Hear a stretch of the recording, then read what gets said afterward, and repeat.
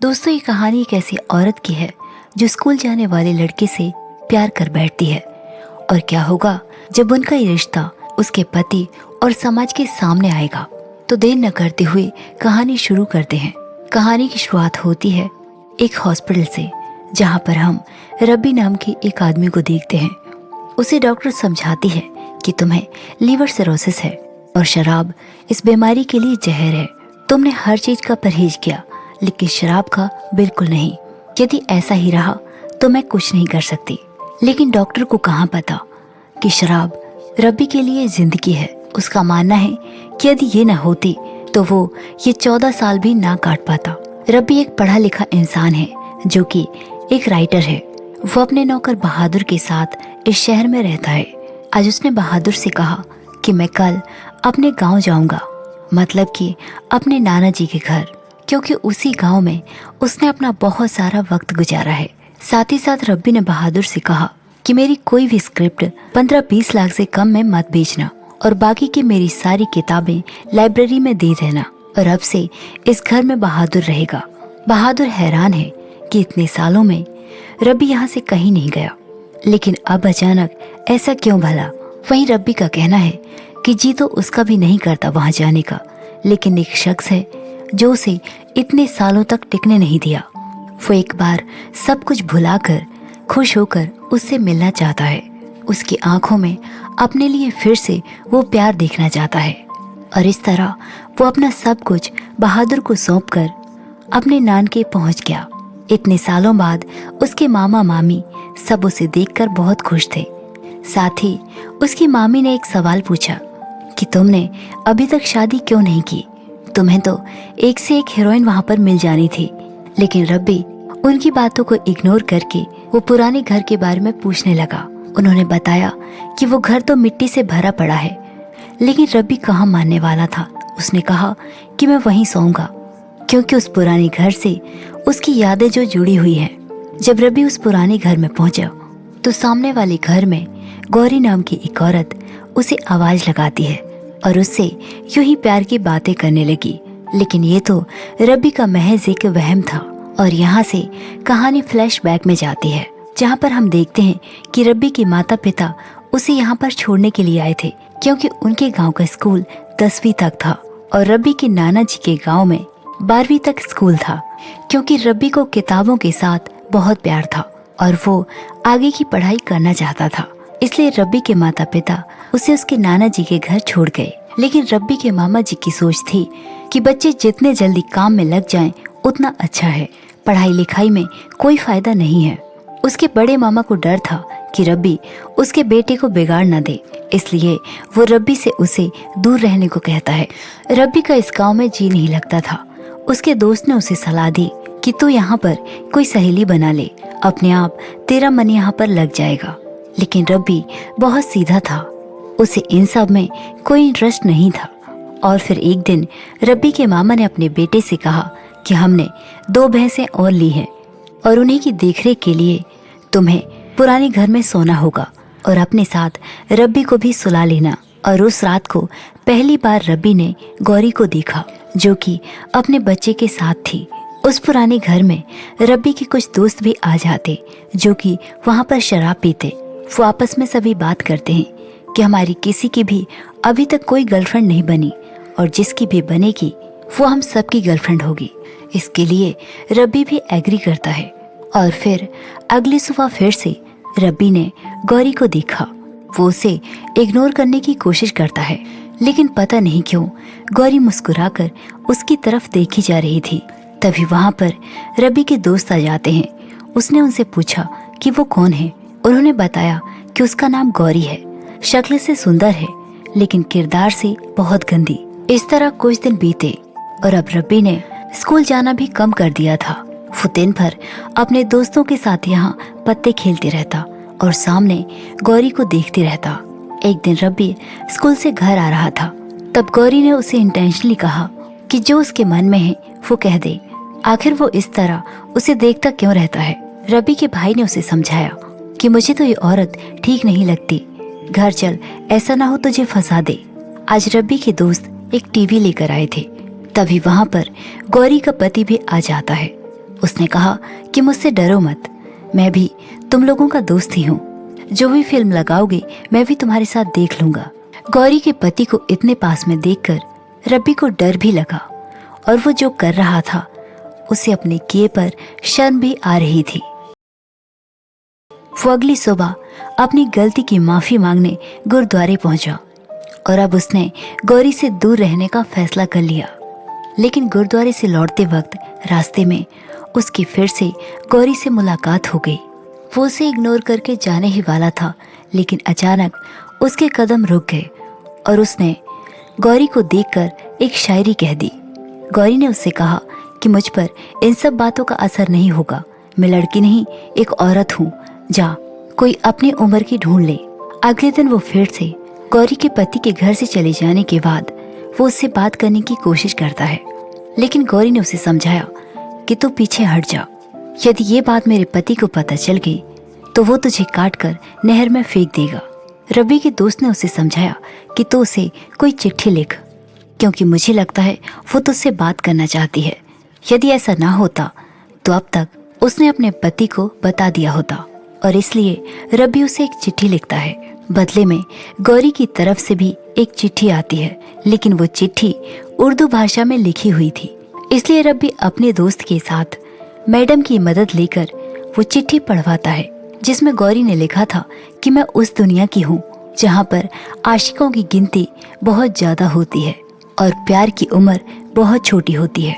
दरअसल गौरी एक नाचने वाली है। उसकी माँ दूसरे के घरों में झाड़ू पोछा करती थी और पिता शराब पीकर अपना शरीर इतना खराब कर लिया था कि वो काम करने के लायक भी नहीं रह गया था। 3 बहनों में गौरी सबसे बड़ी थी। वो स्कूल कभी भी नहीं गई। अब पढ़ाई लिखाई तो आती नहीं थी, इसलिए वो एक डांसर बन गई।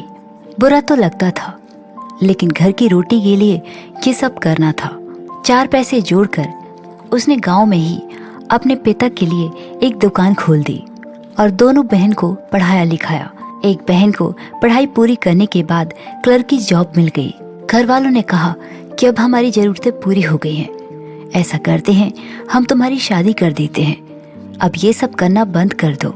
जब गौरी की शादी हुई तो उसका पति सारे गांव वालों का मजाक उड़ा रहा था, क्योंकि गौरी बहुत सुंदर थी और उसे लग रहा था कि उसके पास जो है किसी के पास भी नहीं है। इससे साफ जाहिर होता है कि गौरी के घर वालों ने गौरी की सच्चाई उसके पति को नहीं बताई थी, लेकिन उसके मन में पाप नहीं था और उसने अपने पति को अपनी सच्चाई बता दी। वो डांसर थी और उसके पति ने उसे वैश्या समझ लिया। उसे लगा कि उसके साथ धोखा हुआ है और इसका बदला वो हर दिन गौरी से लेने लगा। उसे हर रोज मारता पीटता है, उससे बेइंतहा नफरत करता है, लेकिन उसका शरीर नोचना नहीं छोड़ता। उसने रब्बी के लिए लिखा कि मैं तुझे जानबूझकर देखती थी, लेकिन तू मुझसे नजरें चुराता था। तब मुझे पता चला कि यही असली आदमी है, नहीं तो कुछ लोग ऐसा मौका छोड़ते ही नहीं। जब मैं अपने बच्चे को फीड करा रही थी तूने मुझे अचानक देखा और दोबारा बिल्कुल भी नहीं। यदि कोई और होता तो पता नहीं कितनी बार मुड़कर देखता। मैं ये सब सच्चाई तुम्हें इसलिए बता रही हूँ क्योंकि मैं तुमसे धोखा नहीं करना चाहती। वो चिट्ठी लेकर रब्बी तुरंत ही गौरी के पास दौड़ा चला आया। गौरी ने बताया कि मुझे स्टेज पर कुछ लोग शायरी लिखकर देते थे और इसलिए मैंने उर्दू पढ़नी लिखनी सीखी। और अब ये कहना गलत नहीं होगा कि रब्बी और गौरी एक दूसरे को पसंद करने लगे थे। और फिर हम देखते हैं कि एक दिन रब्बी के मामा का बेटा स्पीकर में बहुत लाउड गाने चला रहा था और गाने सुनकर गौरी के पैर थिरकने लगे। तभी उसका पति वहां पर आ जाता है और उसे बहुत मारा पीटा। रब्बी उस वक्त वहीं से गुजर रहा था। उसने गौरी को इस तरह पीटते हुए देख लिया। वो तुरंत ही अपने भाई के पास जाकर वो स्पीकर तोड़ देता है। उसने कहा कि मैंने कितनी बार कहा कि तेज गाने मत चला। उस बेचारी को इन गानों की वजह से मार खानी पड़ती है। और अब वो वक्त आ गया था जब रब्बी के दोस्तों ने उससे ये बात की कि हम सब ने मिलकर यही वादा किया था कि जिसकी भी गर्लफ्रेंड पहले बनेगी वो हम सबसे बात करेगी। रब्बी ने कहा कि ऐसा कुछ भी नहीं है, मैं उस वक्त नशे में था और वादा मैंने किया था, उस बेचारी का इसमें क्या कसूर। और तुम लोग जैसा समझ रहे हो ऐसा कुछ भी नहीं है। वो एक बहुत अच्छी औरत है, ना ही मैं उसे ऐसी नज़र से देखता हूँ, लेकिन रब्बी के दोस्तों की नज़र बहुत गंदी थी और वो सभी रब्बी पर गुस्सा करने लगे और वो नाराज होकर वहाँ से चले जाते हैं। और फिर हम देखते हैं कि रब्बी का भाई एक दिन गौरी से मजाक करता है कि रब्बी नहर में डूब गया, और ये सुनते ही गौरी सब कुछ छोड़ छाड़ कर नहर रब्बी के लिए भागी चली आई और उसने इस मजाक के लिए रब्बी को थप्पड़ मारा और उसने उससे कहा कि अब तुम्हारी जान तुम्हारी नहीं रही। अगले दिन गौरी को पता चलता है कि रब्बी अब यहाँ से जाने वाला है। साथ ही साथ रब्बी ने उसे बताया कि मैं यहाँ सिर्फ 12वीं करने आया था, अब मैं कॉलेज की पढ़ाई शहर में करूँगा।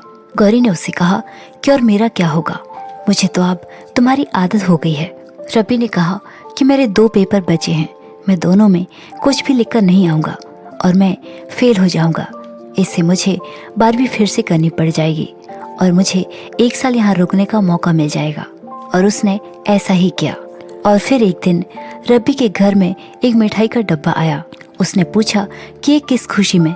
तब रब्बी की मामी ने उसे बताया कि तुम 12वीं पास हो चुके हो, तुम्हारे मामा ये मिठाई लेकर आए हैं। और रब्बी को इस बात की कोई खुशी नहीं थी। वो तो हैरान इस बात पर था कि वो पेपर में कुछ भी लिखकर नहीं आया था। आखिर वो पास कैसे हो गया। वो रोते हुए स्कूल पहुंचा और अपने टीचर से पूछने लगा कि मैं तो 2 पेपर में कुछ भी लिखकर नहीं आया था, आखिर मैं पास कैसे हो गया। मुझे लगता है गलती से किसी और के नंबर चढ़ गए हैं। वो उनसे मिन्नतें करने लगा कि रीचेकिंग कराकर मुझे फेल करा दो। टीचर भी उसकी बात सुनकर हैरान थे कि आखिर ये कैसा लड़का है जो अपने आप को फेल कराने के लिए रो रहा है। रब्बी को इस बात का दुख है कि वो गौरी को कैसे यकीन दिलाएगा कि वो पेपर में कुछ भी लिखकर नहीं आया था। और जब ये बात गौरी को पता चली तो उसका दिल बहुत दुखा। रब्बी ने उसे समझाने की बार बार कोशिश की, लेकिन गौरी उसे धोखेबाज कहती है कि उसने उसे धोखा दिया है। और इस तरह रब्बी गांव छोड़कर शहर चला जाता है। वहां जाकर वो कॉलेज की पढ़ाई करता है, लेकिन अब भी उसका गौरी के साथ रिश्ता खत्म नहीं हुआ। वो पढ़ाई छोड़कर एक शैलर में काम करने लगा। उसने एक आदमी से उर्दू में चिट्ठी लिखवाकर गौरी के लिए भेजी और जवाब का इंतजार करने लगा। और जवाब लेकर रब्बी के मामा का बेटा आया। रब्बी ने उससे चिट्ठी मांगी, लेकिन उसने कहा कि तू उसे भूल जा, वो तेरे लायक नहीं है। गौरी को तू नहीं जानता, वो जिस्म की एक भूखी औरत है। उसने बताया कि जब मैं तेरी चिट्ठी लेकर गौरी के पास गया तो उसने कहा कि वो एक भगोड़ा है और धोखेबाज भी। ये कहकर उसने तेरी चिट्ठी फाड़ दी और अचानक उसने मेरा हाथ पकड़ लिया और मुझसे कहा कि क्या मैं तुम्हें अच्छी नहीं लगती। मैं वहाँ से तुरंत आ गया और साथ ही साथ उसने गौरी के साथ किसी और आदमी का भी नाम जोड़ा। और साथ ही साथ उसका पति नाचने की वजह से नहीं मारता, उसकी यही हरकतों की वजह से वो उसे पीटता है। ये बात सुनकर रब्बी का दिल बहुत दुखा। वो अपने भाई की बातों पर यकीन नहीं करना चाहता था, लेकिन उसने उसे ऐसी ऐसी बातें बताई कि उसे यकीन करना ही पड़ा। रब्बी इस बात की सच्चाई जानने के लिए वो अपने दोस्त को ये बात पता करने के लिए भेजता है। उसने कहा कि मेरे भाई ने जो बात मुझे बताई है, यदि ये सच हुई तो ठेके से एक बोतल लेकर आना। और जब उसका दोस्त वापस लौट कर आया तो उसके हाथ में शराब की एक बोतल थी। इसका मतलब साफ था कि जो उसका भाई गौरी के बारे में कह रहा था वही सच है। और तब से रब्बी शराब पीने लगा। और फिर हम देखते हैं कि एक दिन उसके शैलर में चोरी हो जाती है। वहाँ की चाबी रब्बी के हाथ में ही रहती थी, इसलिए चोरी का इल्जाम रब्बी पर ही लगा और उसे जेल भेज दिया गया। उसके पिता ने बड़ी मुश्किल से उसे छुड़ाया और अब इन सब की वजह भी उसके घर वालों को पता चल गई थी। उसके पिता ने कहा कि एक ऐसी औरत के पीछे तू अपनी जिंदगी बर्बाद कर रहा है। माँ बाप को भी पता है कि रब्बी ने चोरी नहीं की, लेकिन उसका ये हालत देखकर उन्हें बहुत दुख होता है। कल तक वो किताबों में डूबा रहता था, लेकिन आज नशे में। अगली सुबह रब्बी ने अपने पिता से माफ़ी मांगी। उसके पिता ने उसे समझाया कि जो भी हुआ उसे भूल जा, अब तू अपना घर बसा और शादी कर ले। और रब्बी अब अपने पिता को और दुखी नहीं करना चाहता था, इसलिए उसने शादी कर ली उसने कोशिश बहुत की।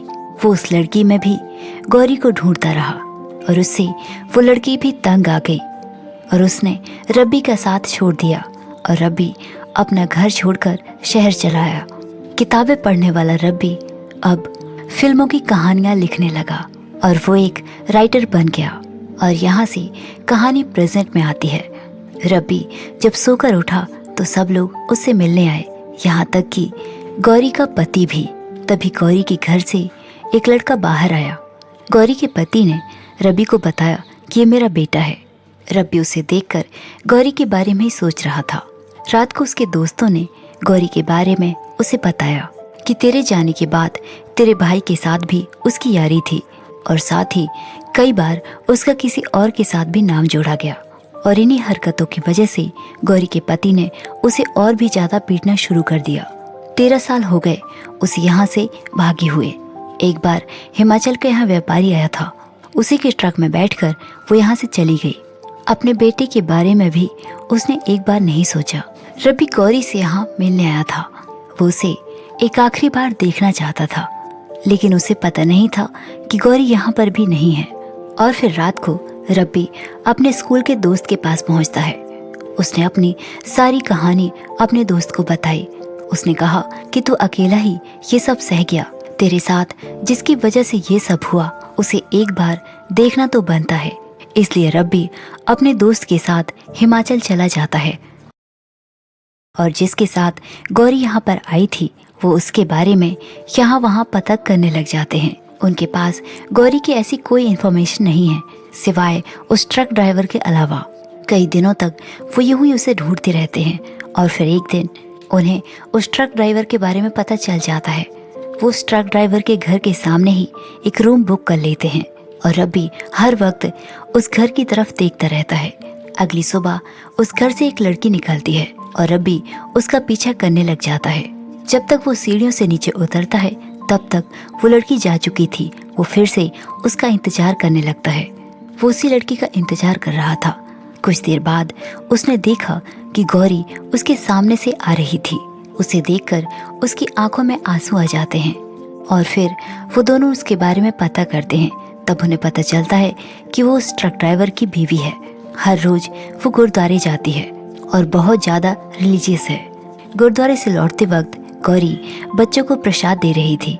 तभी रब्बी भी अपना हाथ आगे बढ़ाता है। वो प्रसाद देकर वहां से चली जाती है। तभी अचानक वो मुड़कर देखती है तो रब्बी था। एक दूसरे को देखकर दोनों की आंखों में आंसू थे। बिना कुछ कहे गौरी वहां से चली जाती है। दोनों दोस्त मिलकर प्लान करते हैं और वो गौरी के पति से दोस्ती करके उसे शराब पिला देते हैं। नशे की हालत में वो उसे छोड़ने के लिए उसके घर जाते हैं। गौरी जब दरवाजा खोलती है तो वहां पर उसके पति के साथ रब्बी और उसका दोस्त था। रब्बी के मन में बहुत सारे सवाल हैं जो वो गौरी से पूछना चाहता है, लेकिन गौरी ने कहा कि वो बाहर मिलेगी। और फिर अगले दिन वो एक सुनसान जगह पर मिलते हैं। रब्बी बहुत इमोशनल था।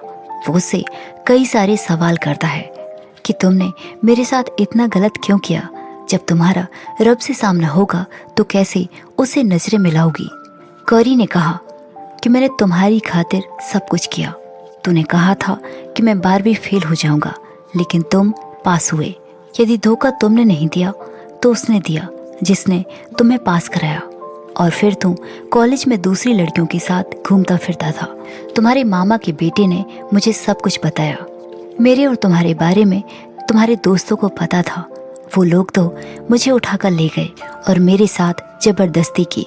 उन लोगों ने अपने आप को बचाने के लिए मेरे बारे में गांव में इतना गलत फैलाया कि हर कोई मेरा रास्ता रोकने लगा। पता नहीं किस किस के हाथ में गई वो। घर में पति रोज पीटता था। उसने रब्बी से कहा कि तुम मुझसे नहीं पूछोगे, ना ही वो रब। मैं उससे पूछूंगी और तुमसे भी कि क्या कसूर था मेरा, क्यों मेरी जिंदगी नर्क बनाई। इतना मजबूर करता कि मुझे अपने 3 साल के बेटे को छोड़कर वहां से भागना पड़ा। मरना चाहा लेकिन मर नहीं पाई, क्योंकि मैं तो उसी दिन मर गई थी जब तुम मुझे छोड़कर गए थे। वो ट्रक ड्राइवर महेंद्र मुझे यहाँ लेकर आया। ससुराल वालों से तंग औरत समझकर मुझे इज्जत दी, रहने को घर दिया। बड़ी मुश्किल से दिन काटने लायक मैंने ये जिंदगी बनाई है, तो तू फिर ये खराब करने आ गया। लेकिन अब मैं ये सह नहीं पाऊंगी। इतना कहकर वो अपने पर्स से एक गन निकाल लेती है और रब्बी को शूट कर देती है। और रब्बी जैसे सारे सवालों के जवाब जानकर अब वो मरने को तैयार था। रब्बी ने बताया कि सारी गलतफहमी मेरे भाई ने ही हमारे बीच फैलाई थी। उसने तो रब्बी की चिट्ठी भी गौरी को नहीं दी और इस तरह रब्बी की मौत हो जाती है। और फिर हम देखते हैं कि रब्बी के दोस्त के साथ गौरी अपने गांव वापस जाती है। गौरी ने रब्बी के मामा के बेटे से पूछा कि आखिर तूने ऐसा क्यों किया। उसने कहा कि तेरी वजह से उसने मेरे एक बार स्पीकर तोड़ दिए थे और उसने वादा किया था कि वो गर्लफ्रेंड को शेयर करेगा, लेकिन वो मुकर गया। गौरी ने उससे कहा कि तूने 2 जिंदगियां बर्बाद कर दी। कहा मैं उसके लिए जान देने के लिए तैयार थी और आज तेरी वजह से मैंने उसकी जान ले ली। वो उसे मारने के लिए गाड़ी से गन लेने जाती है, लेकिन तब तक उसका दोस्त रब्बी के भाई को मार देता है और उसने अपने आप को सरेंडर कर दिया, क्योंकि उसके दोस्त ने भी जब रब्बी ने एक बार कहा था कि तू जाकर पता कर कि सच क्या है, तो उसका दोस्त गांव गया ही नहीं, बल्कि वो आधे रास्ते से ही वापस आ गया था। वो इसलिए क्योंकि गौरी उसे भी गलत लगती थी। और फिर कुछ वक्त के बाद हम देखते हैं कि गौरी माँ बनने वाली है। वो एक बेटे को जन्म देती है और इसी के साथ ये कहानी यहीं पर खत्म हो जाती है। तो दोस्तों, ये थी हमारी आज की कहानी। ये कहानी आपको कैसी लगी कमेंट करके जरूर बताइए और ऐसी ही कहानियों के लिए हमारे चैनल को सब्सक्राइब कीजिए। Thanks for watching.